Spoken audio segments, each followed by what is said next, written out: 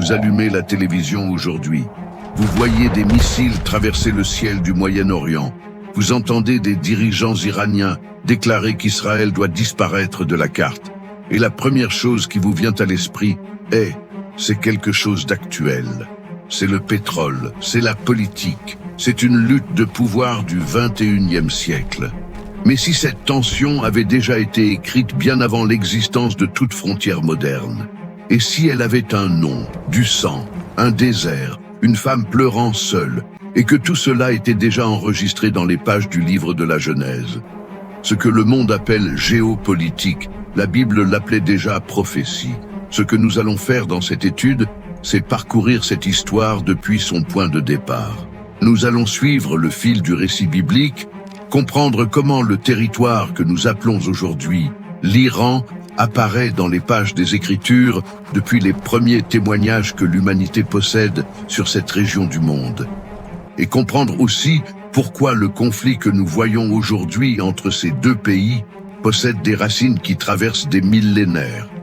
Pour cela, nous devons revenir au commencement, il y a 4000 ans, avec un homme appelé Abraham. Abraham a vécu environ 2000 ans avant Jésus-Christ. La Bible nous apprend qu'il est né à Ur, en Chaldée, l'une des villes les plus importantes du monde antique. Située dans la région de Mésopotamie, au sud de l'Irak actuel, elle possédait d'imposants temples appelés ziggourats, un système d'écriture développé, des réseaux commerciaux qui s'étendaient jusqu'à des territoires lointains et une population considérable pour l'époque. C'était une ville cosmopolite, active, située au cœur de l'une des plus anciennes civilisations construites par l'homme. C'est dans cet environnement qu'Abraham a grandi. Et c'est dans cet environnement qu'il a reçu un appel qui allait complètement changer le cours de sa vie et d'une manière qu'il ne pouvait encore imaginer, le cours de l'histoire de nombreux peuples. Le livre de la Genèse rapporte que Dieu appela Abraham à quitter son pays, sa famille et la maison de son père. Il lui demanda de partir vers une terre qui lui serait montrée en chemin, sans carte, sans coordonnées.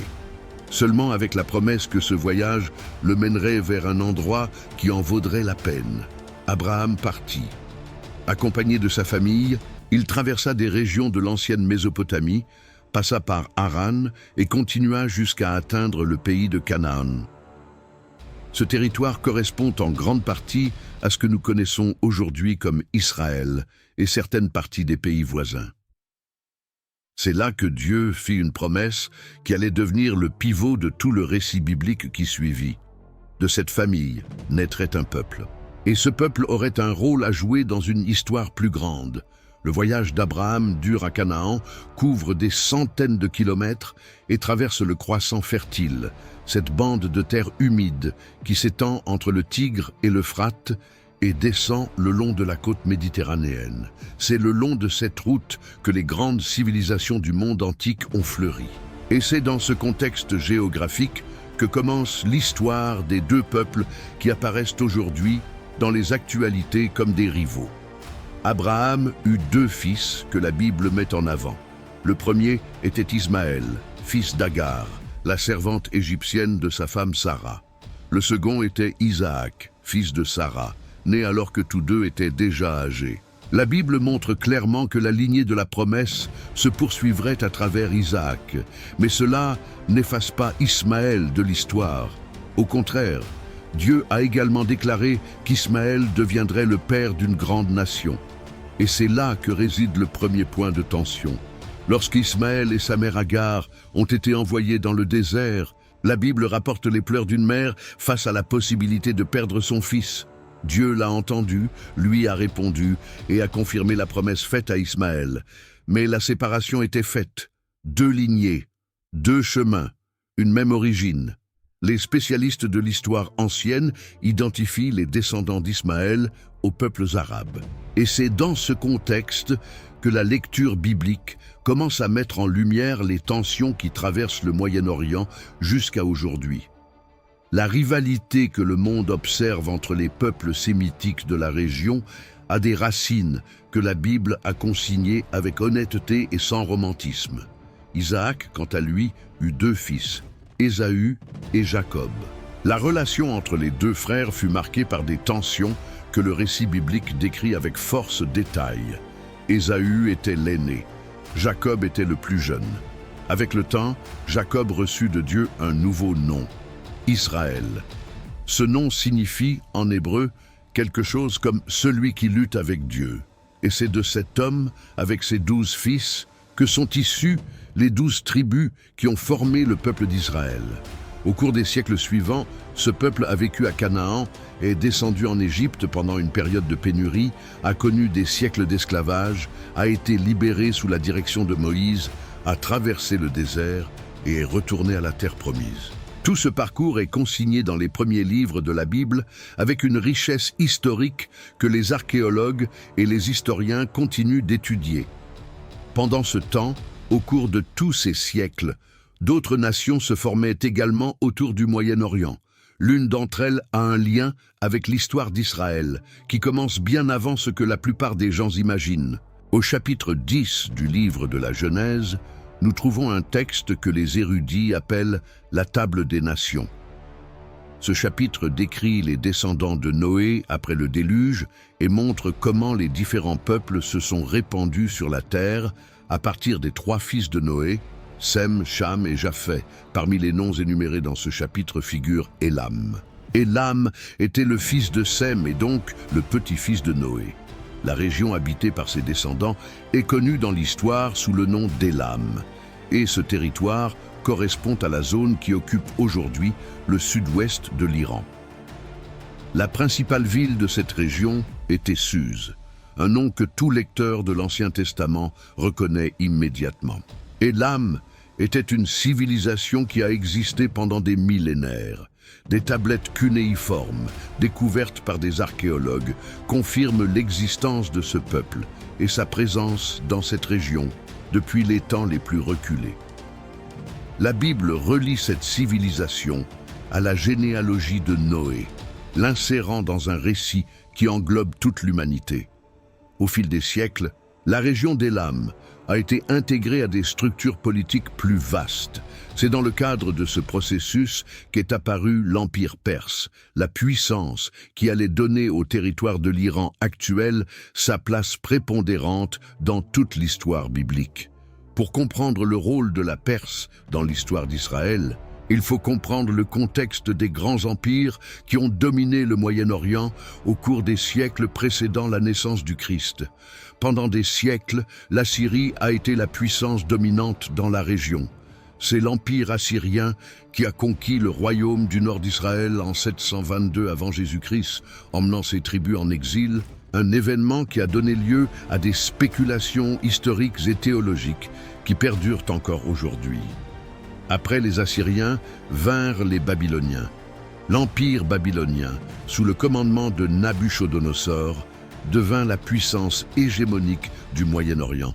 Et c'est cet empire qui accomplit quelque chose qui marqua profondément l'histoire et l'âme du peuple juif, la conquête de Jérusalem. En 586 avant Jésus-Christ, l'armée de Nabuchodonosor entra dans Jérusalem, détruisit le temple de Salomon, le centre de toute la vie religieuse et culturelle du peuple, et emmena une grande partie de la population en exil à Babylone. Cette période, connue sous le nom de captivité babylonienne, dura plusieurs décennies. Pendant ce temps, les Juifs ont vécu en terre étrangère, aspirant à retrouver la ville et le temple qu'ils avaient laissés derrière eux. Les psaumes relatent cette aspiration avec une beauté littéraire qui traverse les siècles. C'est précisément dans ce contexte d'exil et d'attente que l'histoire d'Israël a croisé de manière décisive la puissance qui venait du territoire de l'ancienne Perse. En 539 avant Jésus-Christ, l'un des changements les plus dramatiques de l'histoire du monde antique s'est produit. Un chef nommé Cyrus, roi de Perse, a conduit son armée jusqu'à Babylone et a conquis la ville. L'empire babylonien, qui avait été une puissance dominante pendant des générations, a cédé la place à une nouvelle puissance, l'empire perse. Ce qui rend ce moment extraordinaire dans la perspective biblique est le suivant. Le prophète Isaïe, qui vécut environ 150 ans avant cet événement, avait mentionné Cyrus par son nom dans ses prophéties. Le livre d'Isaïe rapporte que Dieu appellerait un homme de l'Orient dont le nom serait Cyrus et que cet homme aurait un rôle à jouer dans le plan de restauration du peuple d'Israël. Pour ceux qui lisent cette prophétie et connaissent la suite de l'histoire, l'importance de ce détail est considérable. Peu après avoir conquis Babylone, Cyrus fit quelque chose qu'aucun conquérant de l'Antiquité n'avait jamais fait auparavant. Il publia un décret autorisant les peuples déportés à retourner sur leurs terres et à reconstruire leurs temples. Le cylindre de Cyrus, un artefact en argile découvert au XIXe siècle et conservé au British Museum jusqu'à aujourd'hui, confirme cette politique. Pour les Juifs, ce décret a représenté la fin de la captivité et le début du retour à Jérusalem. Le livre d'Esdras relate ce moment avec force détail, y compris la restitution des objets sacrés que Nabuchodonosor avait pillés des décennies auparavant. L'Empire perse, situé sur le territoire de l'Iran actuel, a été l'instrument par lequel le peuple d'Israël est sorti de l'exil et est retourné sur sa terre. Dans le récit biblique, Cyrus est présenté comme quelqu'un que Dieu a utilisé pour accomplir un objectif spécifique dans l'histoire de son peuple. Cela confère à la Perse une place unique dans les Écritures, et c'est un détail que la plupart des gens n'associent jamais à l'Iran qui fait l'actualité aujourd'hui. Après le décret de Cyrus, de nombreux Juifs sont retournés à Jérusalem, mais tous ne sont pas revenus. Une partie de la communauté juive a continué à vivre au sein de l'Empire perse, dispersée dans différentes villes du vaste territoire contrôlé par les Perses. Et c'est au sein de ces communautés que s'est développée l'une des histoires les plus connues de l'Ancien Testament. L'histoire d'Esther. Le livre d'Esther se déroule dans le palais royal perse, dans la ville de Suse, qui était la capitale de l'ancien territoire d'Élam, le petit-fils de Noé, qui apparaît dans le chapitre 10 de la Genèse. L'histoire se déroule sous le règne d'Assuérus, identifié par de nombreux historiens comme Xerxès Ier, qui a régné sur la Perse au Ve siècle avant Jésus-Christ. Esther était une jeune juive qui avait grandi sous la garde de son cousin Mardochée, après la mort de ses parents. À la suite d'une série d'événements que le livre décrit avec rythme et suspense, Esther a été choisie pour devenir reine. Elle s'est mise à vivre dans le palais, au cœur du pouvoir perse, gardant secrète son identité juive. Le conflit central de l'histoire s'installe lorsqu'un ministre nommé Haman élabore un plan pour détruire tous les Juifs qui vivaient dans l'Empire perse. Mardochée apprend l'existence de ce plan et cherche Esther. C'est alors qu'apparaît l'une des phrases les plus connues du livre. « Peut-être es-tu parvenue au royaume pour un moment comme celui-ci » Esther passe à l'action. Elle s'approche courageusement du roi, révèle son identité et expose le plan d'Haman. Il en résulte le renversement de la menace et la préservation du peuple juif au sein de l'Empire perse. Cet épisode est désormais célébré lors de la fête de Pourim, une fête que les Juifs observent encore aujourd'hui. Une fois de plus, la même région, le même territoire, et au centre du récit, une menace de destruction sur le peuple d'Israël et un renversement providentiel. Pour ceux qui connaissent les deux textes, la similitude entre la menace d'Haman au sein de l'Empire perse et la rhétorique du gouvernement iranien actuel sur Israël est difficile à ignorer. Le prophète Daniel a été emmené à Babylone alors qu'il était encore jeune, lors d'une des déportations menées par Nabuchodonosor. Il a vécu assez longtemps pour assister à la transition de la domination babylonienne à la domination perse. Le livre de Daniel relate des épisodes de la période babylonienne et du début de la période perse. Au chapitre 8 du livre de Daniel, le prophète décrit une vision d'un bélier à 2 cornes. Le texte lui-même interprète « Ces cornes représentent les rois des Mèdes et des Perses ». Au chapitre 2, Daniel interprète le rêve de Nabuchodonosor au sujet d'une statue composée de différents matériaux. L'or représentait Babylone, l'argent qui venait juste après représentait l'empire des Mèdes et des Perses. Dans l'architecture prophétique de la Bible, la Perse occupe une place définie et reconnaissable dans une séquence historique que le texte lui-même présente comme une révélation divine. Mais c'est le prophète Ézéchiel qui apporte l'élément qui relie directement tout ce récit historique à ce que nous voyons aujourd'hui. Au chapitre 38 du livre d'Ézéchiel, le prophète décrit une vision des derniers temps. Il voit une grande coalition de nations se former pour avancer contre Israël. Et parmi les noms énumérés dans cette coalition, apparaît, de manière claire et spécifique, le nom de la Perse. Ézéchiel a écrit ce texte au VIe siècle avant Jésus-Christ, pendant la période de l'exil babylonien. À cette époque, la Perse était encore en train de se consolider en tant que puissance, et pourtant, le prophète la nomme comme faisant partie d'une future alliance qui se retournerait contre Israël. Pour les spécialistes de la prophétie biblique, ce texte ne décrit pas quelque chose qui s'est déjà produit. Il fait référence à des événements qui sont encore à venir. Cela ne signifie pas que chaque titre de journal est une prophétie accomplie. Une lecture responsable des Écritures exige prudence et sérieux, et la Bible elle-même met en garde contre l'utilisation légère des prophéties.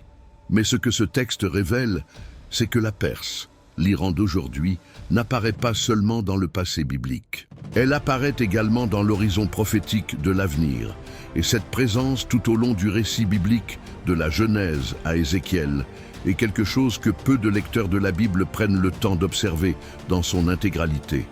Après l'Empire perse, vinrent les Grecs, sous Alexandre le Grand qui conquit la Perse à la fin du IVe siècle avant Jésus-Christ, puis les Romains, et ensuite d'autres empires et d'autres configurations politiques qui ont façonné le Moyen-Orient au fil des siècles. Mais ce qui est remarquable dans l'histoire du territoire perse, c'est sa continuité culturelle. La langue perse, le farsi, a survécu. Les traditions ont survécu. La mémoire historique a survécu. Au fil des siècles, l'islam est arrivé dans la région au 7e siècle après Jésus-Christ et a profondément façonné son identité religieuse. Différentes dynasties se sont succédées au pouvoir. Mais le noyau culturel que nous identifions comme perse est resté présent tout au long de cette trajectoire. Ce que très peu de civilisations de l'Antiquité ont réussi à préserver. En 1935, le gouvernement du pays a officiellement demandé aux nations du monde d'utiliser le nom Iran plutôt que Perse dans leurs communications internationales. Le nom Iran a des racines sanskrites et signifie « terre des Aryens ». Ce changement était une décision politique et identitaire, mais géographiquement, historiquement et culturellement, nous parlons de la même région qui apparaît dans les pages de la Bible depuis le livre de la Genèse. L'Iran moderne et l'ancienne Perse biblique occupent le même espace à la surface de la Terre. Au XXe siècle, le Moyen-Orient a subi des transformations qui ont complètement redessiné la carte politique de la région. L'effondrement de l'Empire ottoman après la Première Guerre mondiale, l'émigration juive vers la Palestine au cours des premières décennies du siècle, l'Holocauste et ses conséquences, ainsi que le processus politique qui a abouti en 1948, ont conduit à la création de l'État moderne d'Israël. Le 14 mai 1948, David Ben-Gourion a proclamé l'indépendance de l'État d'Israël. C'était la première fois en près de 2000 ans qu'un État juif existait officiellement sur ce territoire. Pour de nombreux chrétiens et spécialistes de la Bible, cet événement a été interprété à la lumière des prophéties de l'Ancien Testament qui décrivent le retour du peuple d'Israël sur sa terre. Pour d'autres, il s'agissait d'une question politique et humanitaire trouvant ses racines dans le déplacement causé par l'Holocauste. Ce qui est un fait historique, c'est que la création de l'État d'Israël a repositionné toute la dynamique politique du Moyen-Orient. Et au cours des décennies suivantes, l'Iran et Israël ont entretenu une relation qui a connu des phases très distinctes. Au cours des années 1950, 1960 et 1970, lorsque l'Iran était gouverné par le Shah Mohammad Reza Pahlavi, les deux pays entretenaient une relation de coopération stratégique. l'Iran reconnaissait Israël de manière non officielle, et les deux pays partageaient des intérêts communs face à leurs adversaires régionaux. Il y avait du commerce, il y avait de la sécurité, il y avait du dialogue. Cette configuration a complètement changé avec la révolution islamique de 1979. L'ayatollah Khomeini a pris le pouvoir et a apporté avec lui une vision du monde qui considérait l'État d'Israël comme une présence illégitime au cœur du Moyen-Orient. Une présence qui, selon la nouvelle doctrine de l'État tyrannien, devait être renversée. Israël a cessé d'être un partenaire stratégique pour devenir un ennemi déclaré. Cette position a été intégrée à l'identité politique de l'Iran et transmise aux générations suivantes dans le cadre du projet d'État. À partir de 1979, l'Iran a commencé à construire systématiquement un axe de pression autour d'Israël. Cet axe fonctionne comme un encerclement. Des groupes armés positionnés aux frontières et aux alentours d'Israël, financés, entraînés et armés par le gouvernement iranien. Le Hezbollah, au Liban, a été créé avec le soutien direct de l'Iran à partir de 1982 et est devenu la principale force de pression à la frontière nord d'Israël. Le Hamas, à Gaza, a reçu pendant des décennies un soutien financier et militaire iranien.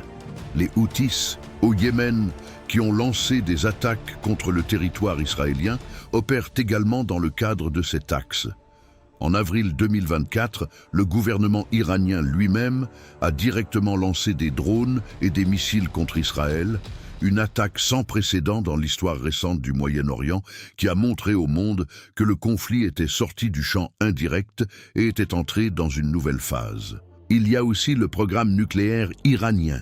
L'Iran progresse depuis des décennies dans le développement de la technologie nucléaire.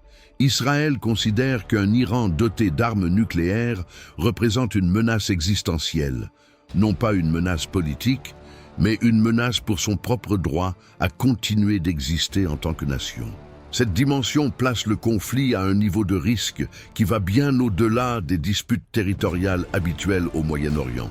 Et maintenant, avec le poids de tout ce que nous avons parcouru dans cette étude, observez ce qui se trouve devant nous. Un peuple qui trouve ses origines dans la Genèse, qui a été dispersé parmi les nations, qui est revenu après 2000 ans et a reconstruit un État.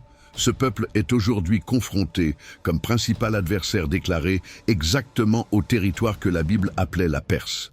Le même territoire qui apparaît dans le chapitre 10 de la Genèse, le même qui apparaît dans les prophéties de Daniel sur les grands empires, le même qui apparaît sous son nom dans Ézéchiel 38, au sein d'une coalition que le prophète a décrite comme l'adversaire d'Israël dans les derniers temps.